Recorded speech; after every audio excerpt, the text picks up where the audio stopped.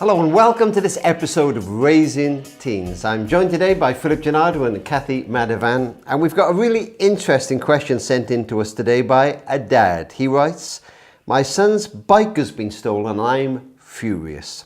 How could he forget to lock it up? He's so irresponsible. How can I get him to be more responsible?" Well, Philip, what's the easy answer to this one?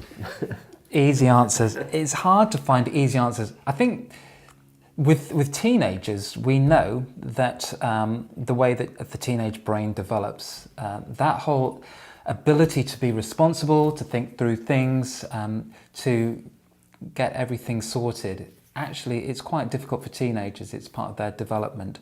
And so sometimes what can look to us as irresponsible behaviour is actually it's not really totally all their fault. And so I think what you need to do is you need to just be able to consider your response before flying totally off the handle. And sometimes having to step back a moment and just allow that negative reflex to pass enables us to get into responding to the situation a bit better. Cathy? Well, this sounds like my life. If I had to tot up the amount of money that has been left on buses or on the back of school chairs, and coats here, PE kits abandoned there. I've bought hundreds of PE kits in 1 year, I think. I'm just grateful it's not been a laptop or a trumpet so far. But so I really understand actually the frustration of that parent, and I think helping teenagers to understand the value of their possessions and how to look after them is a real challenge.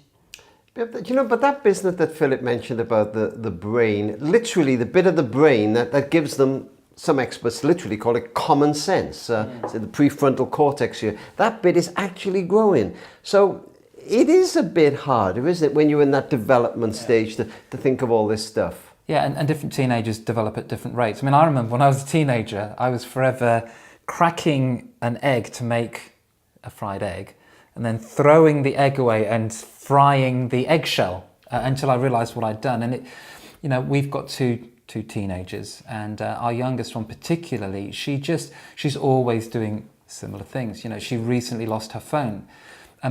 My instant reaction was, how could you have been so dippy with this? Why have you done that? This is so basic. And actually having to have a little bit of grace, and try to work out how much do we cover her and how much do we allow her to take the consequences of her own actions. Okay, now I can almost feel a great groundswell of feeling coming up from the parents watching this, and they're saying you're going too easy on these teenagers. So Cathy, if we're going to teach them some lessons, how can we go about it in an effective way? Well, I don't know about every parent, but I know for me, I've often fallen into one of two camps. Either I've just turned into someone who gets very angry with them and reacts too quickly and says, "Oh my goodness, you need to look after your staff." Or I've gone too far the other way and simply bailed them out and, dashed in the car with their PE kit or given them the money for a new coat. And actually, I think the middle way is you're kind of looking for a way of helping them. So we've done a couple of things, like on the wall there is a little chart in my teenager's room that says like Tuesday's trumpet day and Thursday is, a graphics day. So she knows that those are the days that this is the thing that she has to look after. Because actually sometimes remembering all of that for herself on a busy morning when she's got to get up early and get to a bus or whatever is hard for her to do. So we've tried to make it easy for her. But also, we have also had to say to her, well, if you do lose another coat, I'm not paying for the next one. You are going to have to do that for yourself. Or if you're constantly late for dinner, well, you're not going to be eating dinner with us tonight. So to explain to her, I know I am scary, I appreciate it. But how else is she going? Oh, I do sound a bit scary now, I know. I remember Lloyd was 17 and he just passed his driving test and he had a bang in this old jalopy car he bought, and he rang me up and said, "Dad, I've just hit a lamp." And I go, "Well, how fast are we going?" You were going, and he said, "Dad, I don't need this now." And in a sense, he's right, isn't he? What he needed then was a bit this kid has lost his bike. This kid is not rejoicing saying, "Hey, yippee, my bike's been stolen." But it's such a challenge. Madeline Levine, she's a psychologist, she talks about what you did. The parent who always rushes in to make life right for them, buy them another bike, buy them another mobile phone, she said, robs a child of something precious, a sense of self. And she says a fascinating thing. She says, just as the toddler fumbles with their shoelaces, so the teenager must fumble with tasks and learning lessons. And the parent mustn't always intervene to make it right. And I think the older they get, the more they need to take consequences for their actions. And I think it's true. Sometimes when you get the situation where your child has lost something or they've done something a little bit irresponsible, they're trying their best to keep a brave face on it and almost to be a little bit defensive, but peel a little bit below the surface and you'll find that they're devastated, they're upset, they're embarrassed.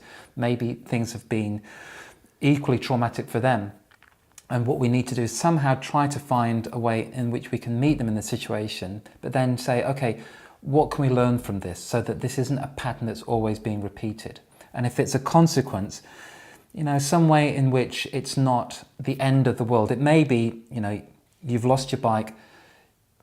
We can't get you a bike as good as the one that you used to have, but we're not going to make it so that you can't get to school if that's their main form of transport. So there's some kind of consequence, but it's not World War III, it's not the end of the world. Well, no, because you don't want to be so severe that they're afraid of telling you anything. I think, if they expect your reaction is going to be really condemnatory, then they're just not going to tell you. They're going to be worried and they're going to make up stuff. And that's not what you want either. You want to be able to explain to them there are consequences, but actually it's stuff at the end of the day. As long as they're safe, that's important. Well, yeah. You two actually are pretty hard. I wouldn't want to lose my socks if you were my mum and dad, let alone my bike. Flipping heck, yeah. Tell me a bit more about that stuff thing. Because it is annoying, isn't it? The bike's gone, but what lesson are you trying to get? Well, I think I read somewhere once that teenagers need things like love, freedom, power and fun, and they've got to have a level of freedom and power over their own belongings and their stuff to feel that, that self thing that you mentioned earlier, that actually that they've got things that are in their control and that they're their responsibility. And if you're constantly diving in and reminding them of those things and making them feel about how they deal with their things, and actually you're invading that developing sense of self in their world. But also things are getting more expensive. Stuff isn't just £10 items anymore. So somehow you have to help them to understand that as well. And when you talked about that stuff, for some reason in my mind, it was jogged. Diane came home a couple of years ago and she banged the car. And she said to me, I banged the car. And I said, what happened? She said, it was my fault. I just reversed into a brick wall. And I've done that myself. And I said, oh, don't worry, love, it's just a car. We got insurance. And she said, you have no idea what a blessing that is. Yeah. And in a sense, we sometimes judge teens by a higher standard, don't we? But ultimately, we want that balance of, I feel for you, I'm with you, but this is not easy. There are consequences.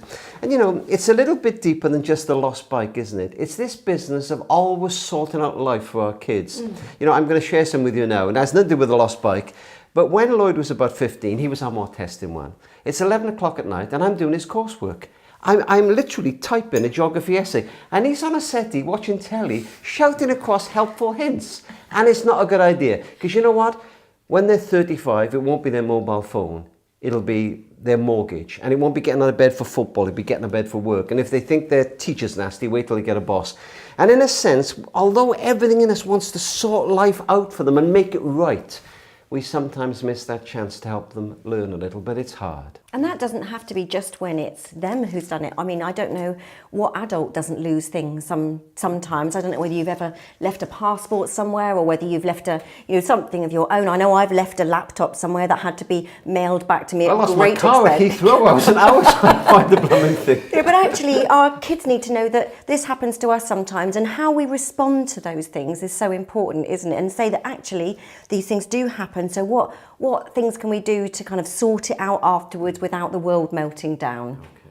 Can we just mention one more thing? And this is a bit niche, and I'm not saying this is the case here, but we had a situation recently come into care for the family, and actually this boy was being bullied, and his possessions were being stolen by bullies. His bike was being taken for a week and then handed back to him. His football boots were being hidden, but he didn't want to tell his mum and dad that. I'm not saying this is the situation here, but it's as well, isn't it, as you said earlier, to just stop that initial reaction to blow your top, listen so you can get a sense of what's going on, because it might be a little deeper than apparent.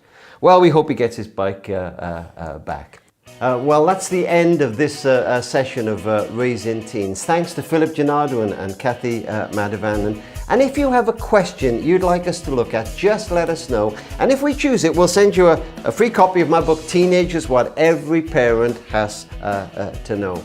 But for now, thanks to Philip and to Cathy, and thanks to you too for joining us. We really hope to see you next time.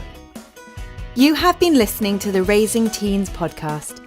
For further information about our courses, resources and events, visit us at careforthefamily.org.uk.